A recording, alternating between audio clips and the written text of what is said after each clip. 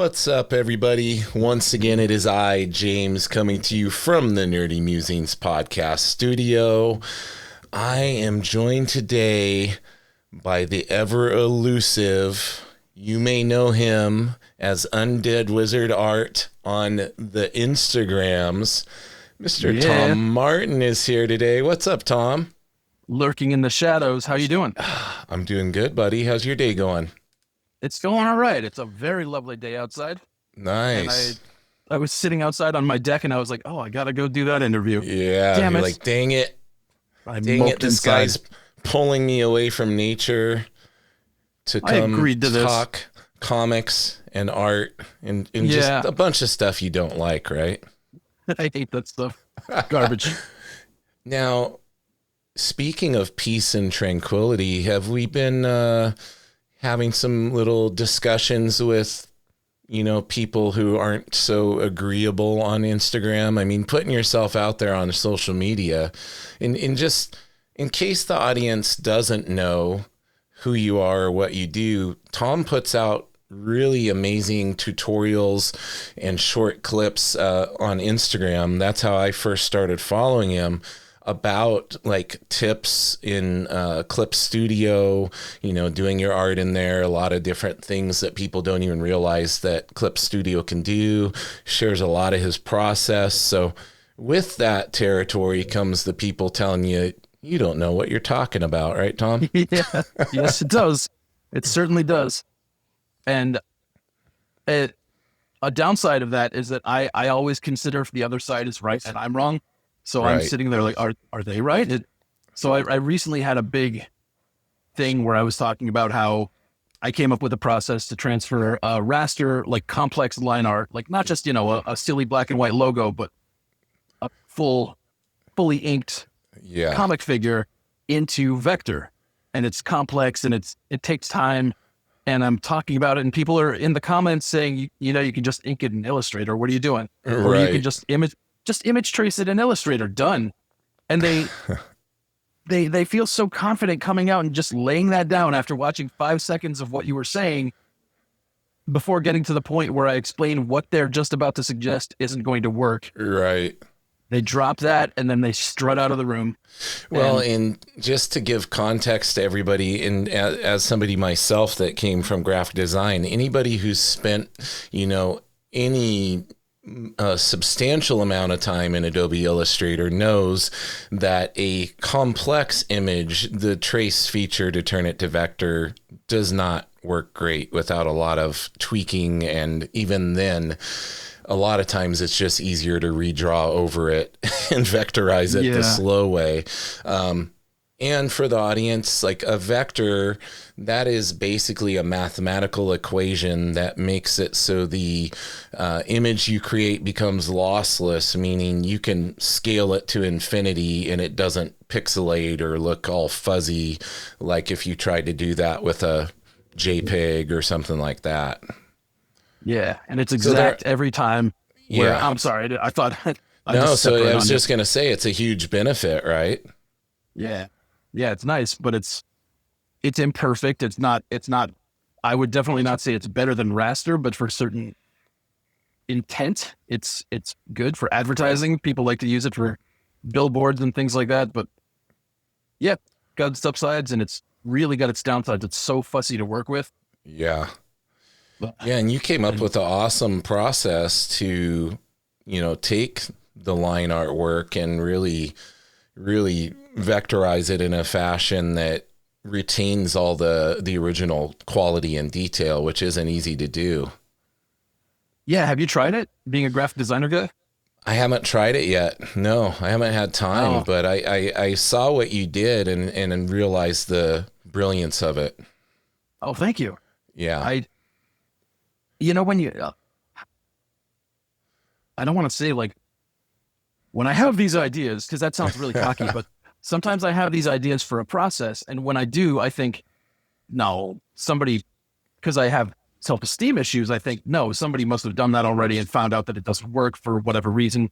Right. But I go in and I play around and I try and I played around with this and I was starting to get good results. And I thought, like, has someone done this? Somebody has to have done this. And I started Googling, and you No, don't ever. I didn't find anything like that. no, I haven't And seen anything like that. yeah, Yeah. it's a bit time intensive. It does take like a half an hour of fairly laborious, process work. But once you get there, you compare it to the line art. I mean, I've overlaid them and looked, and I've been like, wow, okay, I didn't think that was even kind of possible in Yeah. Vector.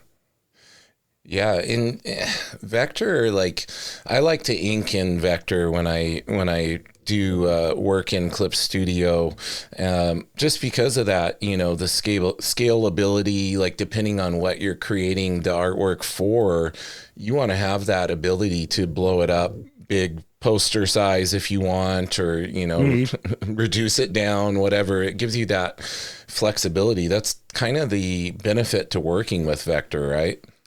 Yeah, yeah. And so, I mean, if the listeners are like, I'm a comics person, why am I listening to all this, Vector line stuff? But like, so I'm talking about how to transfer comic art into Vector. And in the comments, there's these guys that are saying, why don't you just ink it in Illustrator?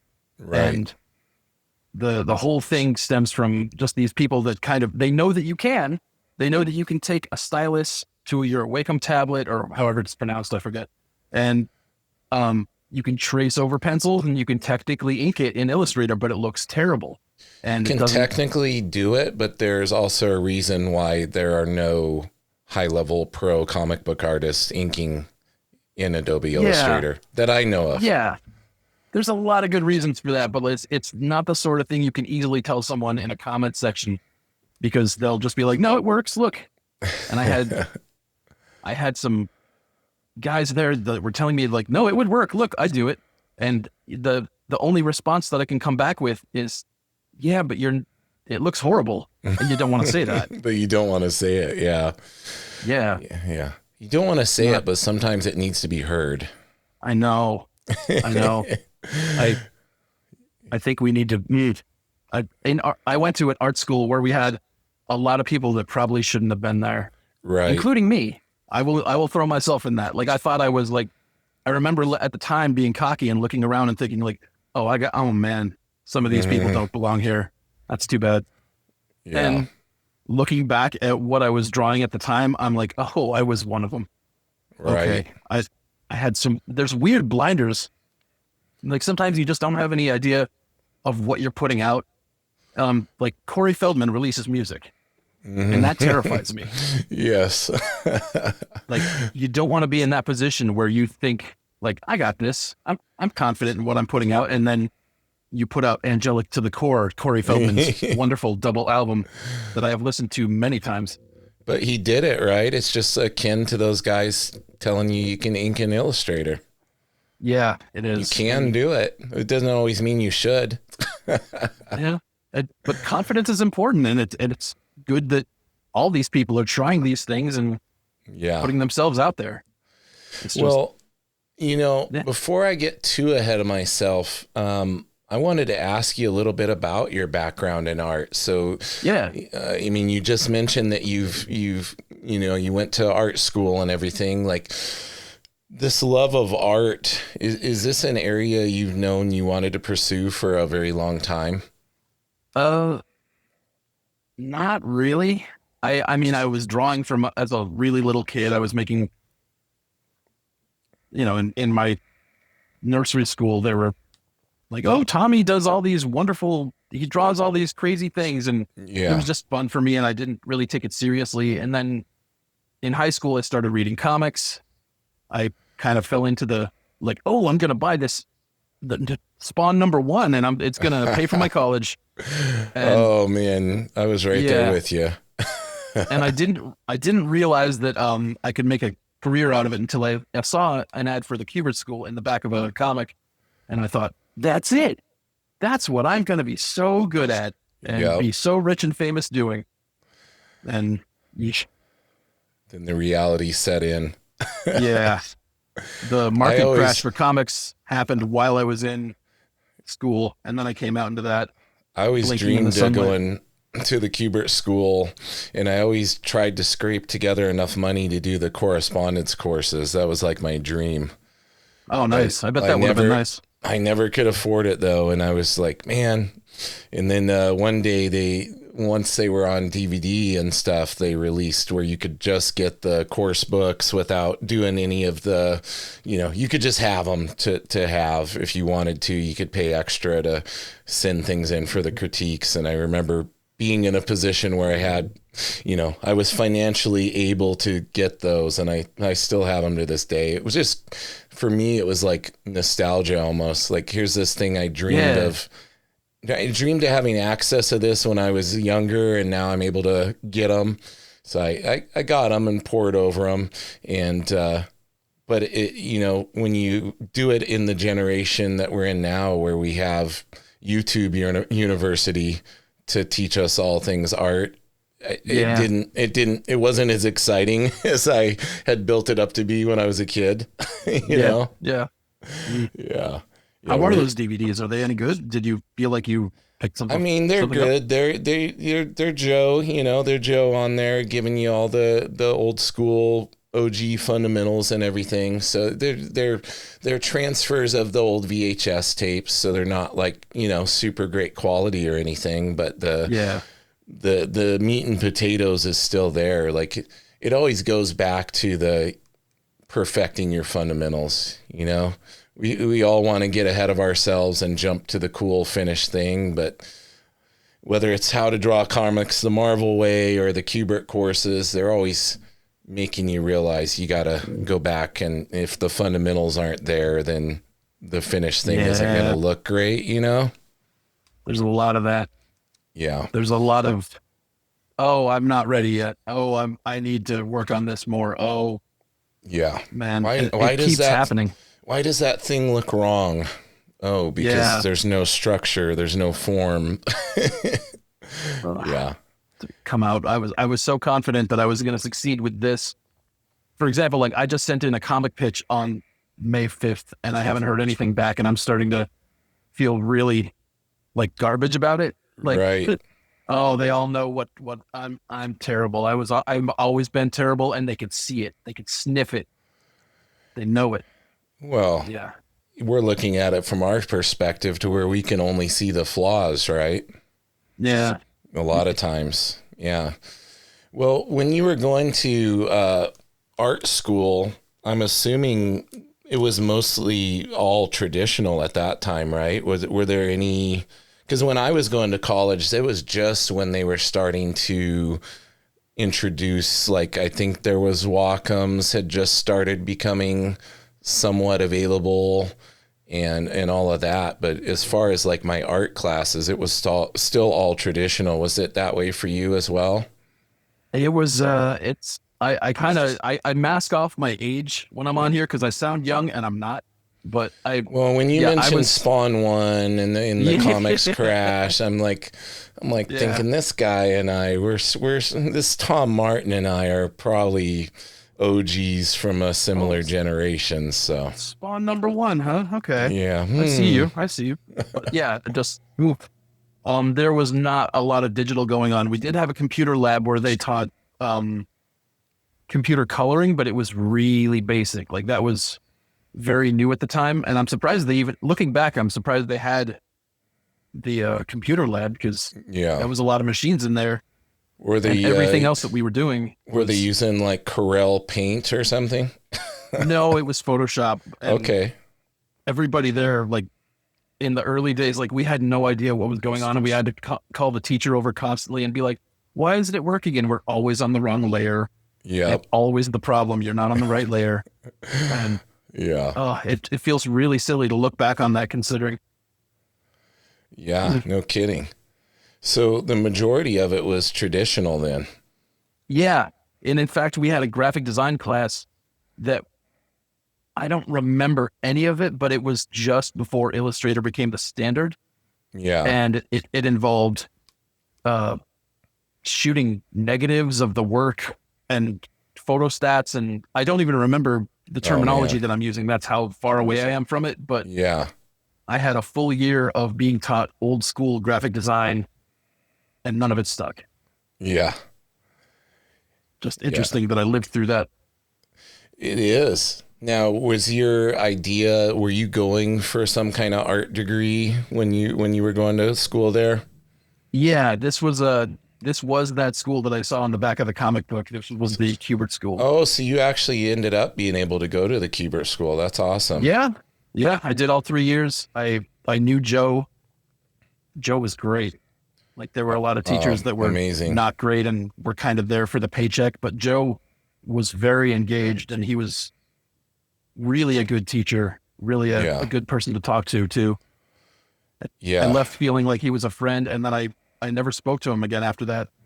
And I don't mean that in some like we had a falling out, but I moved back home and I never had any interaction with him again, and then I heard he was gone.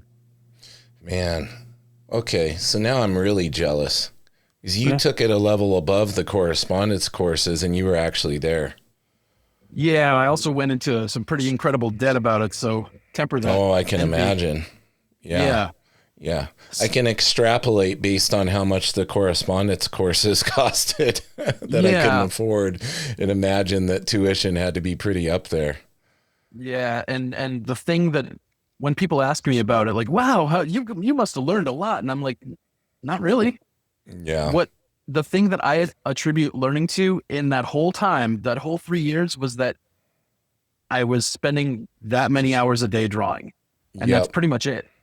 Like, yeah, when I had Emma Kubert on here, she was saying that's kind of the thing. It teaches you how to do the work, basically, like putting in what it's like to try to make a deadline and just grind for hours. Mm-hmm. And it's so little of it is learning a technique from someone and being like, oh, and now I'm applying that technique. Like I had a few things that I picked up. Like I learned lettering from, it was old school hand lettering, but I was good at it at the time. And we had a painter and I kind of picked up acrylic painting. That was fun. But as it comes to comic art, I can't think of anything that I learned as a technique that I carried forward. I attribute any good that I am is just the amount of time I spent practicing on it. Yeah.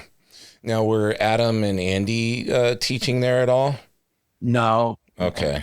Because I know they did like some of the course books and things were tied to them. I think they would do some of the critiques if you mailed your stuff in, and they would draw on the overlays and send it back. But yeah. I mean, my buddy Ian Dorian taught there at one point. I'm not sure if he was there when you were there. No. Yeah, there's been a lot of great instructors have come and gone from there over the years, though. Yeah. Did Joe stand out in your mind? Obviously, like he's gonna be the one, like the source, like learning from the source, right? Yeah, he really stood out, and it's funny because you only get to have him as a teacher in third year, or at least at the time that's how it was. Right. And the first 2 years, he was kind of the shadowy overlord that we only ever saw in the halls. We never knew him. We heard that one of the teachers, they had an argument, and the teacher that we really liked was crying over it, and we were all upset, and we were mad at Joe, and we kind of had this basic image of him as being like this cruel overlord who owns the school, but he doesn't really care, man. And then we met him, and it was like, oh, this guy's great, and he's so good at giving you feedback and paying attention to what you're doing and seeing the way you could do it better and pointing it out to you, which is not easy. No, but he was really good at that, and I really appreciated knowing him. Yeah. What a awesome opportunity to get to interact with one of the, like a modern master. Like he's right up there. You talk about Buscema and all these guys, like Kubert's right up there with them in my book. Yeah. He got a little snippy with me once because I didn't name drop to him, but he was asking me. I had written a script for a Conan comic that was a part of an assignment, and I was using language that Roy Thomas was using in his scripts, where Conan would say "an" as I can't even think of what it was now, but I haven't read one of those in a long time. But Right. it had language that Joe was like, I guess Joe wasn't a Conan reader because he was like, what does this mean? Why do you keep saying and? Yeah. And I'm like, no, there's this guy called Roy Thomas. And he's like, yeah, I know Roy Thomas. He's a friend of mine. And I'm like, okay, yeah, I guess I should have seen that coming. Guess I forgot who I was talking to for a moment. No, let me tell you about this guy, Roy Thomas. Yeah.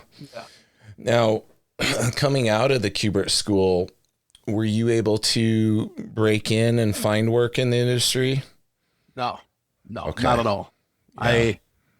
I tried briefly, and then I kind of gave up and went into graphic design for years. And I worked in Hasbro at the toy design, not toy design, but the packaging design. Right. Which was very little actual design. You're just applying a formula and filling in the text. And it was kind of nice. You just described 99% of graphic design jobs.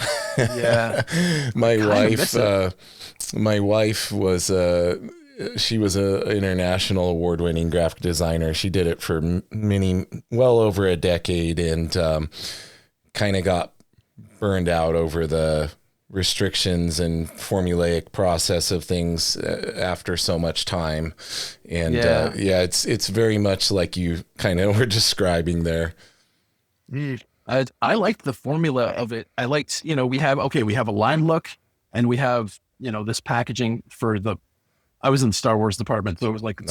So you got the Millennium Falcon, you got the action figure packaging, and then we got this 2-pack that's you're going to just have to stretch it out. And I liked applying the line look across all the different packaging. And did they give you some autonomy, like some room to be creative though? Because for her, there was strict standards of, things you can't change this, you can't change that. And like doing that for, well over 15 years just eventually got to her, like not having the ability to be as creative as she wanted to be. Did you run into that at all? Yeah, I wasn't allowed to really go off the rails and make something up, but I was fine that way. I enjoyed just applying the formula. It was like geometry to me. Right, You're not right. creating numbers, you're just doing a formula and getting the result. And it was kind of like doing a Sudoku puzzle. Well, and I mean, having it connected to Star Wars had to be pretty cool. It was. At the time, I was a Star Wars fan, and when I left, I wasn't. Disillusioned Star Wars person. Yeah. There are many out there. Now every year, like, people remind me, hey, Tom, guess what's coming up? And I'm like, oh, shit, May 4th is coming up. God damn it. I hate May 4th. I hate it. And I don't even talk about it that much because people like to rub it in. Like, they share Star Wars stuff at me, and they're having fun, like with my misery. Did working in that, is that what killed it for you? It was getting fired from it. Yeah. I got fired from the Star Wars department because episode 3 was coming out, and I was under an NDA, and I knew, Revenge of the Sith was the title. I just revealed it. I finally broke my NDA, but they were worried that, that was a closely guarded secret, and they were worried that I would say something. And Lucasfilm lawyers found out that I was on a Star Wars action figure message board where I had signed up and just said, hi, I'm Tom. I work at Hasbro in the toy department. Yeah. And that's all I said, but that got them squirrely, and I think they kind of talked about this in a Star Wars book I just listened to. Oh, really? Yeah, they were talking about the prequels and something like how there were people who were getting fired who hadn't broke their NDA or anything, but they were they were so worried that people were going to, that they were like nixing, they were canning people over it. Yeah, that was me. I think it mentioned the toy. I'm going to have to go back and listen to that now. They're probably talking about you, Tom. Yeah, if you can find that, and pass me that, I would love to hear. Yeah, I'll get you the name of the book and everything, but I distinctly remember a section where they were talking about something related to that. Man, that's crazy. But yeah, that's why I hate Star Wars now. Like, it really killed my love for it. I loved it. And now I just look at it with this disdain. Well, like, yeah, it was my tied it to was my that. dream job, and I lost everything. Yeah, you're forever going to have that association with it, right? The negative connotation is there. I'm sorry that happened, man. That sucks. Well, on to greener pastures, I guess. I hope so. Eventually. The greener pastures of, trying not to argue with people as a social media content creator. So trying to smile and walk away. What prompted you to start putting clips out on Instagram and doing these, basically they're like tips, tutorials, they kind of fall into that category. When did you get the inspiration to start doing that? I was thinking about this recently, and I realized I don't know why I started doing it, but I'd been hearing for years that, if you're failing on Instagram, it's because you're just posting your art and you're not posting videos talking about it. That's what people want to see. And I was disgusted by that. Like, no, that's not good enough. I'm gonna put out my art, and if that's not good enough for people, then hell with it all. And I would just upload a photo of the art, and it would do 7 likes, and that was it. And you get depressed about it. And eventually I joined TikTok, and no one knew me there. And I thought, I don't remember what it was that got me into making a video, but I just put together a little tip thing. Yeah. About how you can do this in Clip Studio Paint. And it kind of blew up. And that was the first time on any social media where I've started to do any numbers. Right. And I was like, oh, okay, there's something to that. And I kind of got addicted to the thrill of the likes. Oh, for as anybody could tell you. Hard not that to, one did. Oh, I got 40,000 views on that one. Oh, I'm hot stuff. Yeah. When you actually start having ones take off, it's like, oh, this is kind of cool. Yeah. But then it's hard to figure out why. and to replicate it. I'll never understand. I'll upload a short on YouTube, and the one that I put a bunch of time into, and I schedule it to upload at a certain time, and this is the time where it's going to hit, does nothing. And then one that I don't think anything of, and I just put it out there random time of the day. It's you got 8,000 views in 2 minutes. I'm like, what? Yeah. Why? It makes no sense.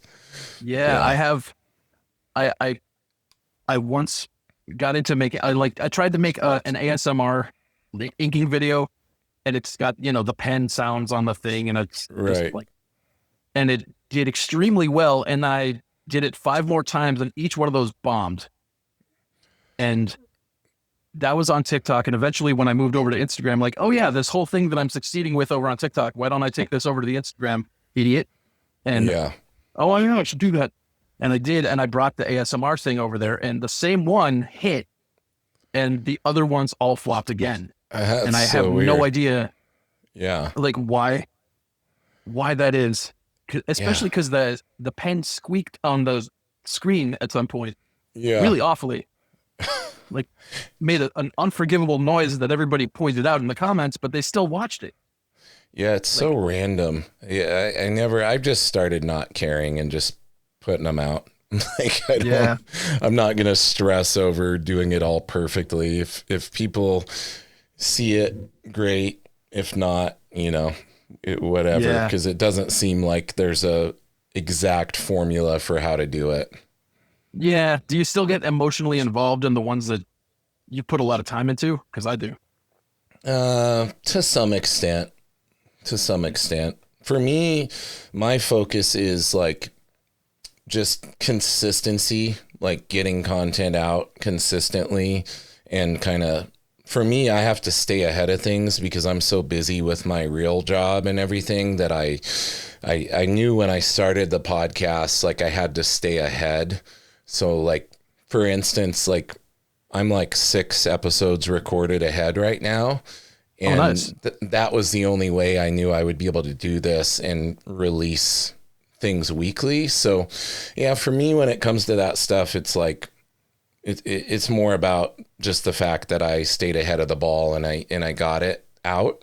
But every now and again, definitely the ones. Well, like it's interesting because sometimes I'll have an amazing guest on, and I'm thinking, man, this is gonna get a crazy amount of engagement and views because this is like a really famous person, and then it'll be like really low on views, and I'm like, all right. And then when I won't, then when I won't think, people might be as interested in, blows up. So it's that same randomness that you experienced with with those videos too. It's such a hard time trying to predict what's going to hit. And I've come in with such confidence, like, okay, I know every time I do this, I'm wrong, but I think this one's really going to do numbers. And you put it out there and it doesn't. And the thing that you put out that you're like, yeah, I'll just cough this out today just so I have something up. Like that'll do like, that's always 50, the one. Yeah. That's always really the one. It's so strange. All right. So it started for you on TikTok then, and then you kind of have moved or replicated things over on Instagram. Yeah. I migrated things over because TikTok's kind of dying. They sold out to the Americans and now it's not doing so hot. Right. Yeah. So Instagram, do you have comparable numbers on Instagram now, or did your TikTok blow up and get pretty big? It's about the same size, but the Instagram is, I mean, it's a little larger, but the Instagram's catching up, and I'm getting more consistent results on the Instagram comments and everything, and that's nice. And for sure. Now, I'm still trying to drum up. Sorry. No, you're good. Go ahead. I'm still trying to drum up, comic work with it, and it's not going super well. Like there's a lot of you keep putting out like, hey, I'm here to ink your comic or to letter your comic, just contact me. And then a lot of people will flirt with you, right? Like, come by and ask for your rates and be like, okay, I'll be in touch. And then they'll just vanish from your life forever. Yeah. That sounds about right. Yeah. Well, I wanted to ask you, because I'm assuming I'm being a sleuth here, but given all the things we talked about between Star Wars and Spawn 1 and all of these things, given our relative age equivalency here, I'm guessing you've been with Clip Studio when it was still called Manga Studio. Yes. Yeah. Yes. So, and prior to Manga Studio, were you drawing digitally and doing your art and your inking in Photoshop? I had just recently started trying to do stuff in Photoshop because I was enamored with like, oh, I don't need to buy art supplies anymore, but the results were pretty bad.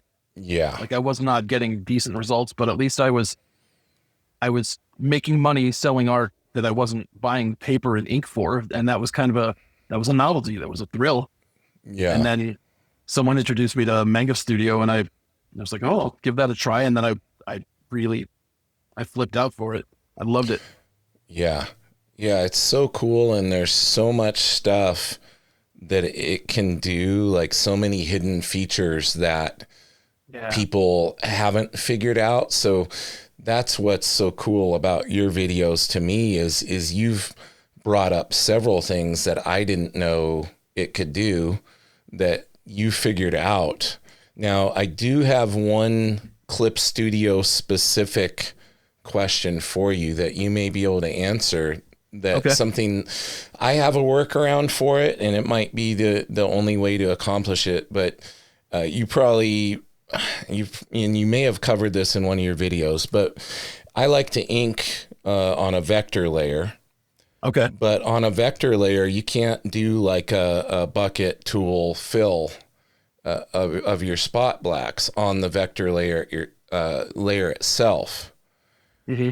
So is there a way to accomplish that besides doing the refer to other layer and filling it that way? Yeah, you're just talking about like being able to fill blacks that are, outlined by vector lines. Yep. But you want to fill it with raster pixels. Okay, yeah, absolutely. Yeah. You have a layer above or below, and you have to have your refer multiple in your paint bucket set to everywhere or only in folder. Only in folder is what I always go with. And as long as you're on that other layer, you click, it'll just fill it with black. Yep. Now, the trick with vector layers is if you then adjust one of those vector layers, like if you erase a far end that's so far away from the fill, it's going to affect the whole line. Right. And you might get some of those little ghost pixels popping up along that edge. And that's actually why I stopped it with the vector layers.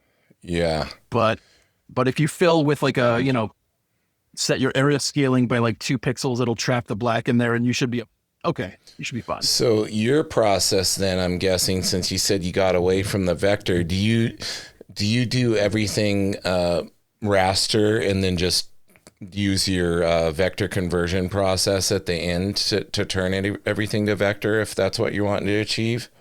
Yeah, just if I have to. I just had a big client that needed everything in raster. I'm sorry, vector, and that was the only reason I had to do that.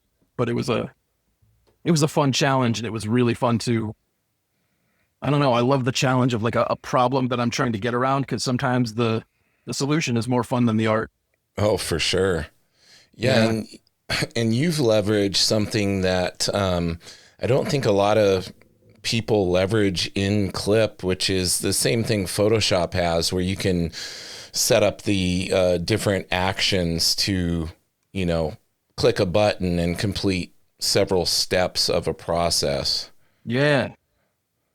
That's like a great workaround that I'm surprised more people don't use in their workflow. And I know, maybe right? It's just because they don't know how to set it up, right? So like you've gone over that in some of your videos. You're like, when I bring something in to ink it, I click this button, it does all these different things. Yeah. It's super cool. I always presume that, these people that aren't paying attention to that, it sounds like programming to them and they're not interested. But I think if I just want to like hold them, like grab them by the lapels and like force their face close to this and say, look at this, look at what I'm doing. Click. Yeah. All this stuff happens that you have to do, over a series of like 40 steps each time you start a new piece. Right. Listen to me and I can help you. And they're just kind of like, yeah, I'm okay. Yeah. Now, a lot of people, and it kind of surprises me a little bit, and I do get it to some extent. Like, I enjoy sketching sometimes in Procreate, but if I'm like specifically making a finished piece, I prefer Clip.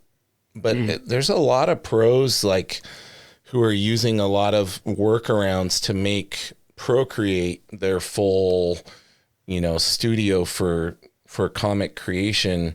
What do you see as the benefits and drawbacks of Procreate versus Clip? Like, Clip is more made for making comics, right? Yeah. I've been wondering this very question recently, because I see like Clayton Henry is a really good professional comic artist, and I watch his videos where he's using Procreate and he's filling black areas by like doing that thing where you drag the little black over and you drop it on, and it hurts me. And I thought recently, like, what if I made a video where I'm staging an intervention for him and I'm calling him in and I'm sitting him down and I'm like, hey man, we're only doing this because we care. I want you to know that this is because we care. We see you're using Procreate. This is a safe space. Yeah. Can we help you? Will you allow us to help you today? Well, you know what? Those kind of, not those kind of people, because it's not like he's doing anything wrong, but people who get used to one app or one software and they get on deadlines and they get into the workflow. Yeah. I think they think it's going to be like this huge learning curve and it'll interrupt their flow and they don't have time to go and learn a new app. So a lot of them I've talked to, that's like what's holding them back. They're like, oh, I've been meaning to try Clip, but I've got my process down on this and I'm on a deadline and I don't have time to learn something new. That's usually the kind of the go-to excuse in my experience. Yeah. And if you're on a deadline, that's probably a hard out. Like, you should probably keep doing what you're doing if it's working for you. But also, if you can, I don't know, this might also be me being confident in something I don't know about. Like I haven't played around with Procreate that much. I feel sure from here that the workflow is not as good, but I don't know. Maybe Clayton Henry's onto something that's like really, really good, and I'm the one that doesn't know. Yeah. So I've tried to, I'll just say that it's very hard to replicate processes and things you can do very simply in Clip.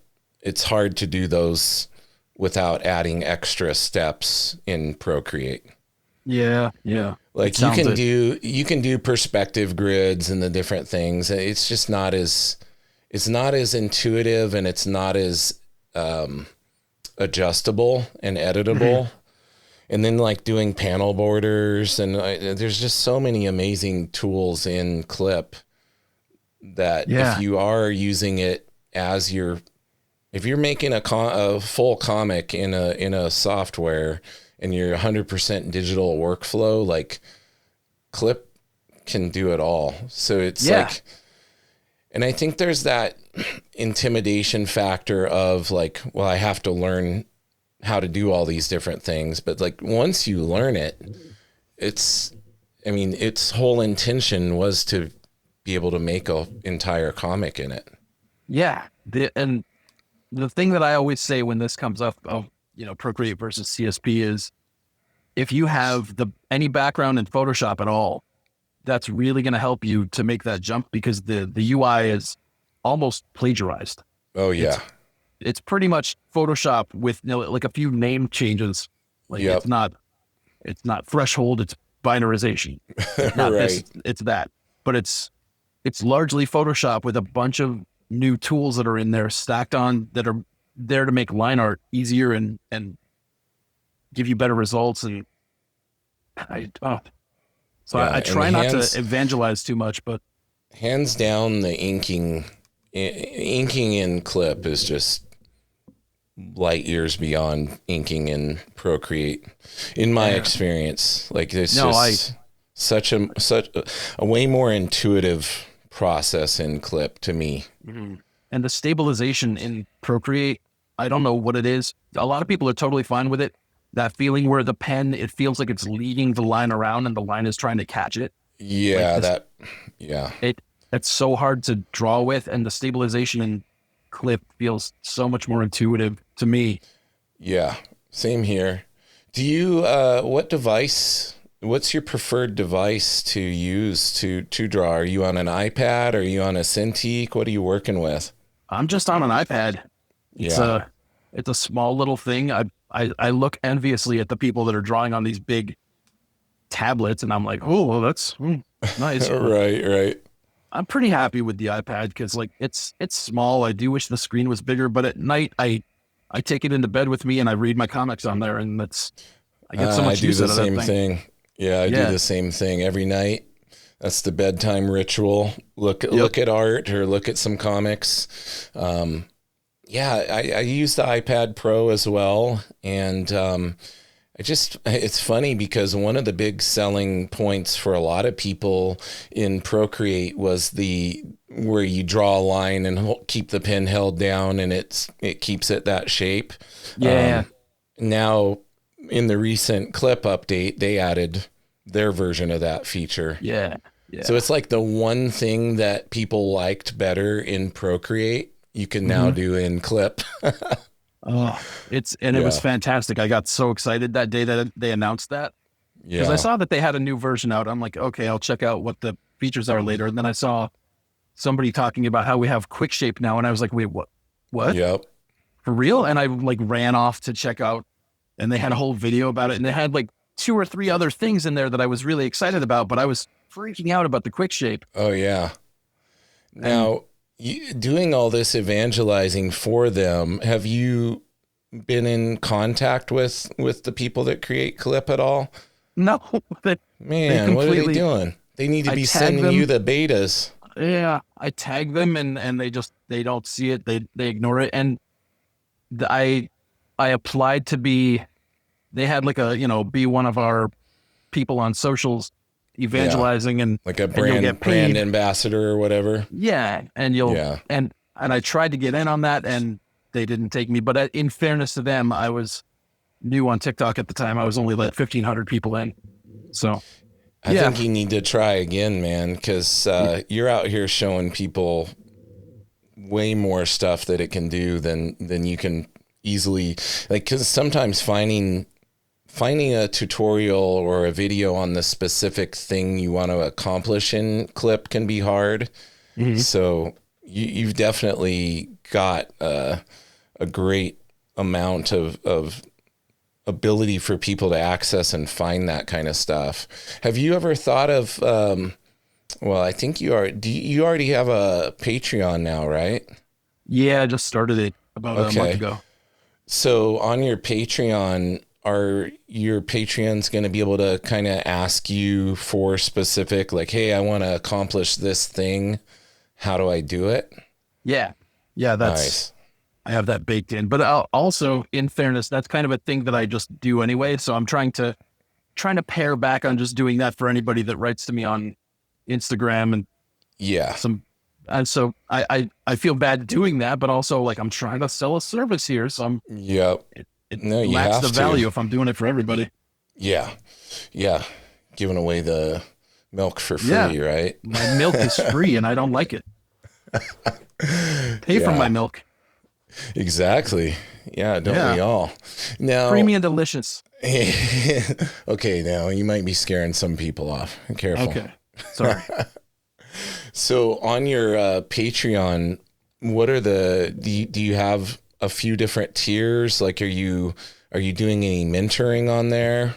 Yeah. So I've got the low ones are like the you get the shout out, you get the high res art.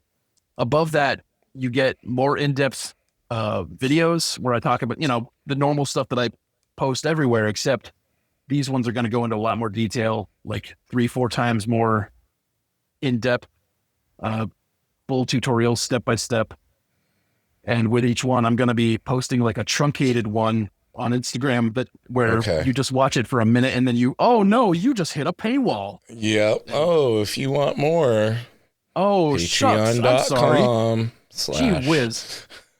And full access to me. You can write with any questions or if I know the answer. And there's a lot of stuff I don't know. Like, I don't know the animation tools. I don't know a lot of stuff. But if I know the answer or if I think I can find out, I will do my best.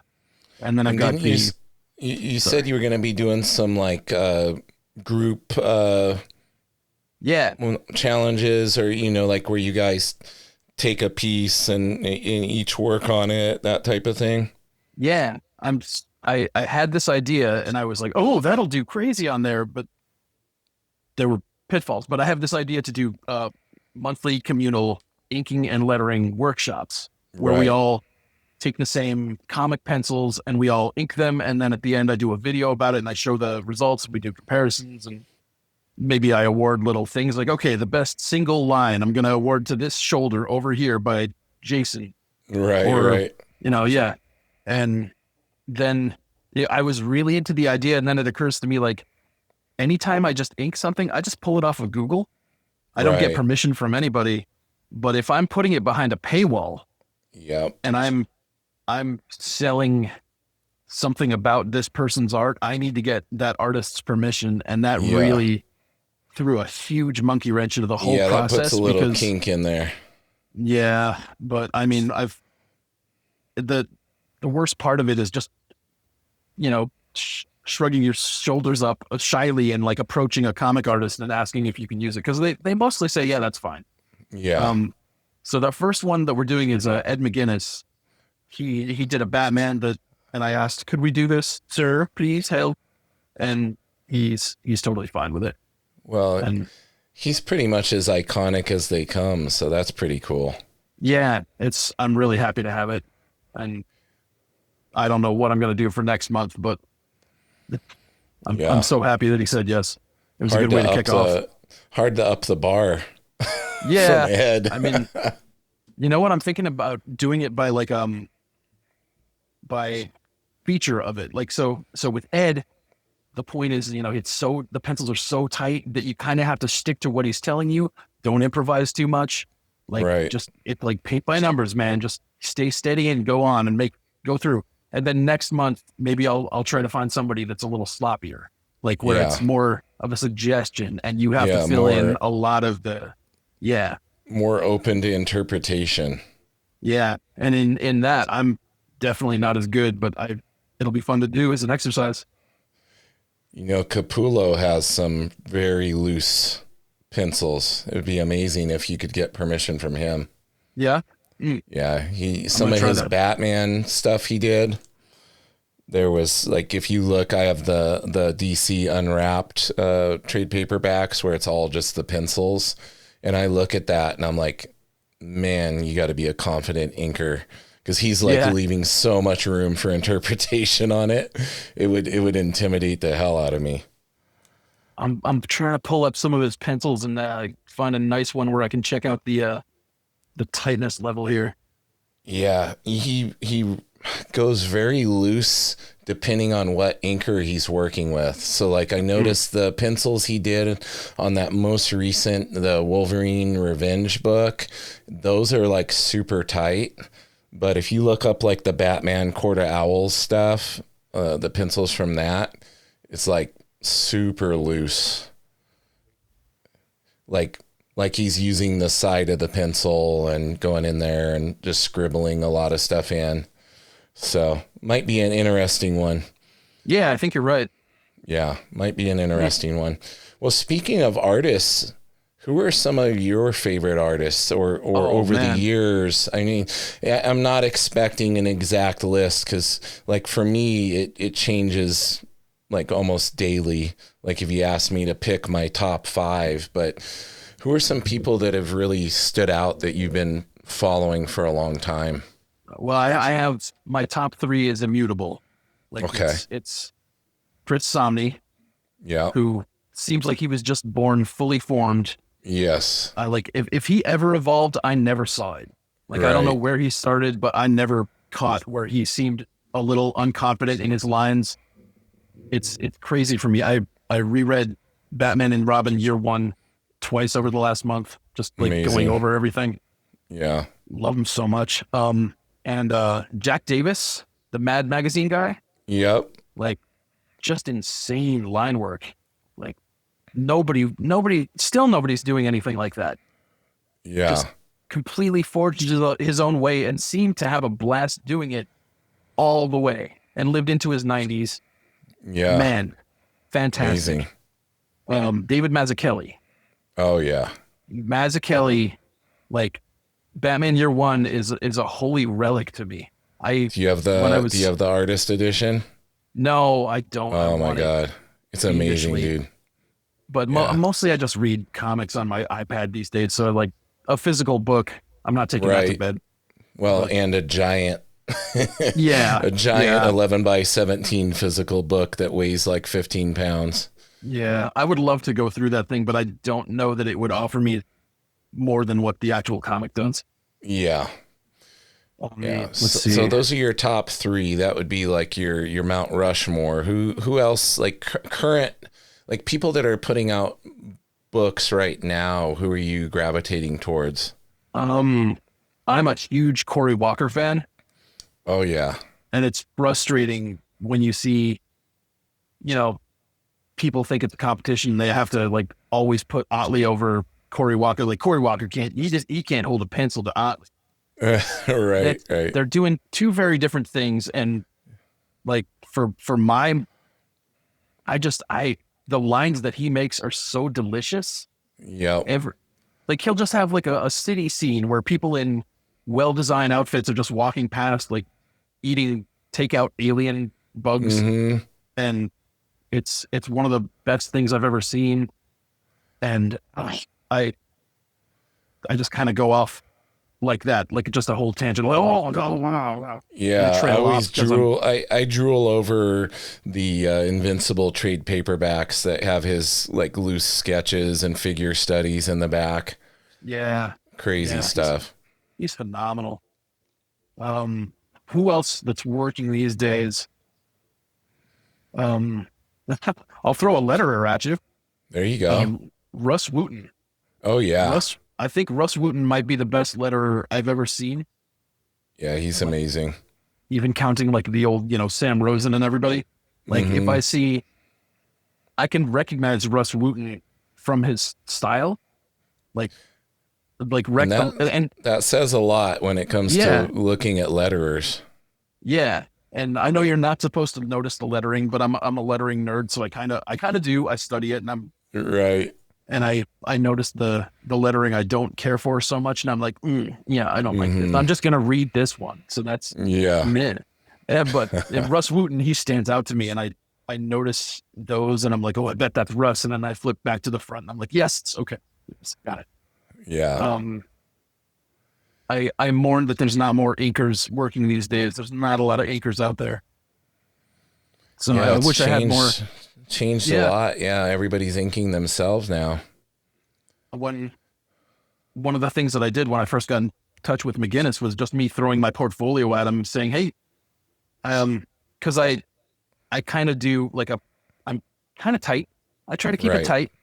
I'm not going to compare myself to like Mark Morales or anything, but I thought let me throw myself at Ed McGuinness and see what happens. And like, hey, I kind of do, just in case you need a fill-in guy or something." And he said, that it's very good. I'd love to pass you to my editor, but also like, I don't have anything that's done digitally, which makes sense because like, you can sell it more easily if it's a physical thing.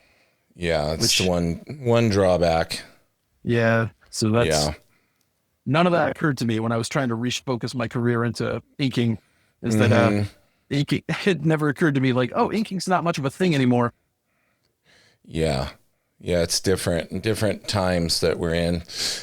So as far as books you're reading, let's as we get towards wrapping things up here, you said you're just like me. You're looking at comics on your iPad in bed every night.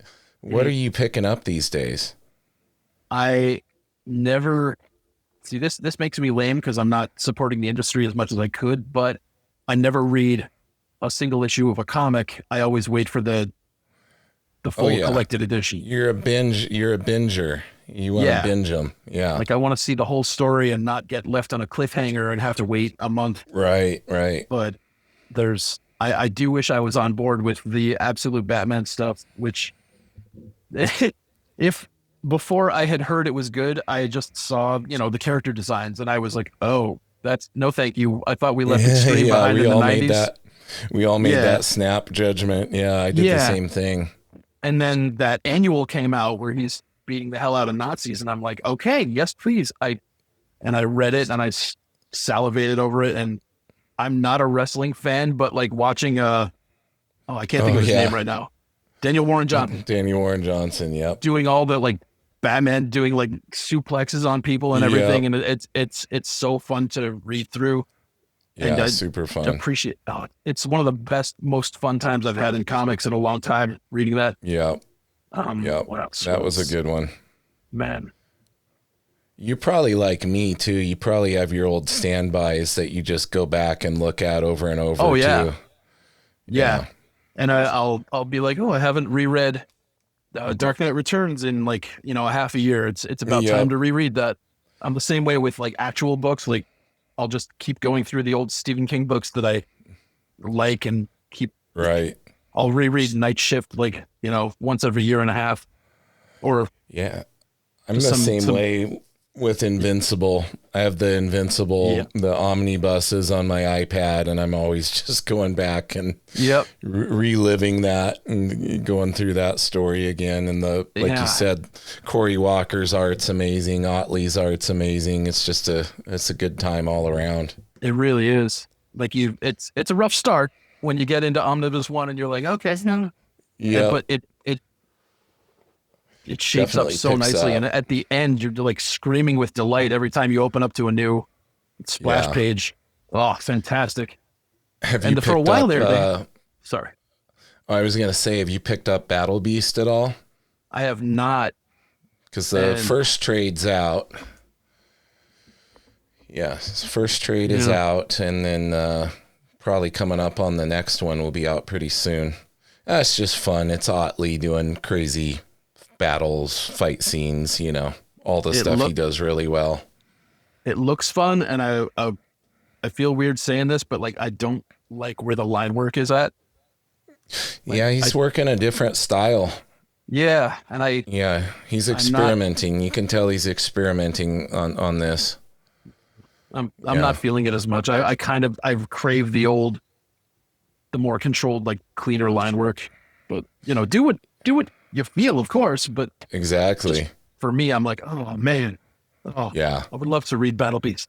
I'm gonna at some point. It's just I'm not being pulled into it right now. You know? Yeah, I feel you on that. Well, Tom, I've kept you well over an hour today, and I know you're a pretty busy guy because I know how long it takes to edit those videos.